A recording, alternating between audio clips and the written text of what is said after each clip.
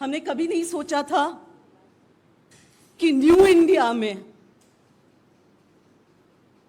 महिलाओं के साथ ये भी हो सकता है।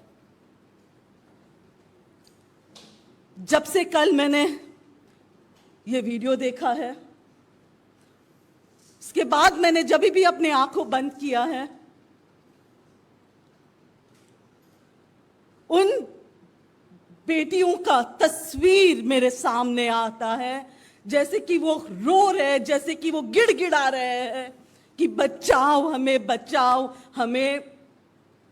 नहीं, हम दुनिया को अपना मुंह नहीं दिखा सकते हैं।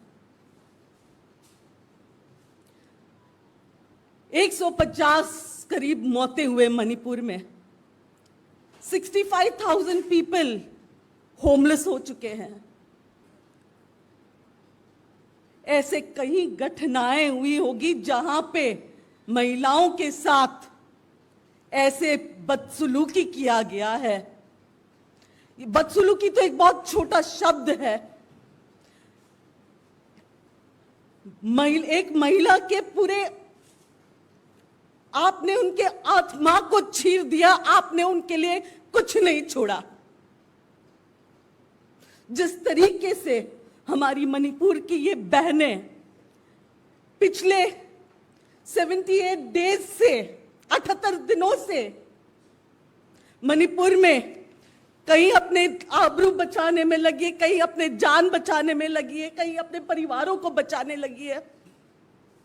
जब ये तस्वीर सामने आई है, और वो भी एक ऐसे हादसा जो करीबन 77 दिन पहले का है, और इस पे एफआईआर 4 मई को किया गया है, यानी कि 63 दिनों तक।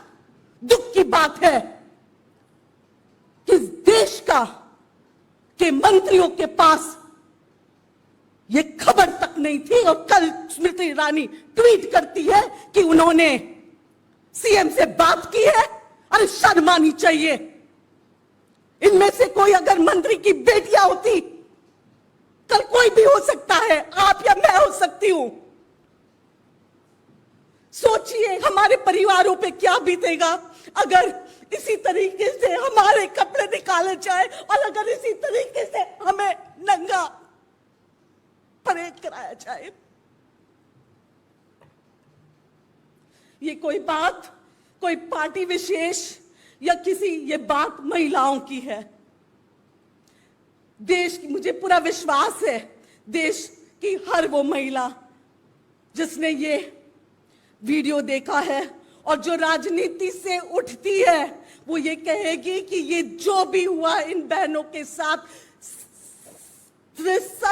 63 डेज के बाद भी अगर एफआईआर लॉन्च हुआ है, और केंद्र में बैठे प्रधानमंत्री और स्मृति ईरानी जी जो women and child development minister और सारे महिला मंत्री अगर चुप है, इसका मतलब यह है कि वो चाहते हैं कि मणिपुर में हिंसा हो, वो चाहते हैं कि देश में कम्युनलिज्म हो, वो चाहते हैं कि ऐसे वारदात हो। ये जो वारदात हुआ है, मैं पूरे होश और आवाज में इसकी जिम्मेदारी प्रधानमंत्री जी और स्मृति ईरानी जी होम मिनिस्ट्री पे थोप रही हूं। उनको जिम्मेदारी लेनी होगी। स्मृति ईरानी जी, मैं आपको याद दिलाना चाहती हूं, सत्ता में बैठने से पहले जब आपने ही हाउस में कहा कि ऐसे वारदातों पे, महिला रिलेटेड वारदातों पे आपको ऑल पार्टी मीट बुलानी चाहिए, आप तब के सत्ता में बैठे हुए पार्टीज को, सरकार को नसीहत दे रहे थे। अब जब आप खुद सत्ता में हो, तब आप सभी मणिपुर के इश्यूज पे चुप क्यों हो? मणिपुर में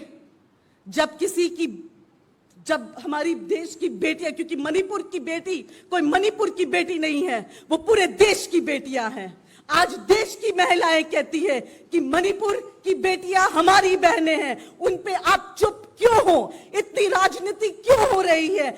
वैसे तो आपके सारे इंटेलिजेंस एजेंसीज किसी के भी घर पहुंच जाते हैं, तो मणिपुर में क्या पूरे नेटवर्क को, इंटरनेट को बंद कर दिया गया ताकि लोगों तक ये बातें नहीं पहुंचाया जाए और ताकि आप वहां पे, आप और आपकी सरकार वहां पे ऐसे जो इंसिडेंट्स को आगे बढ़ावा देने के लिए? अगर ऐसा नहीं होता तो आपके पूरे मंत्रालय और सभी एक्शन में आ जाते। मैं पूछना चाहती हूं और मैं अपील करना चाहती हूं राष्ट्रपति जी से, मुर्मू जी से।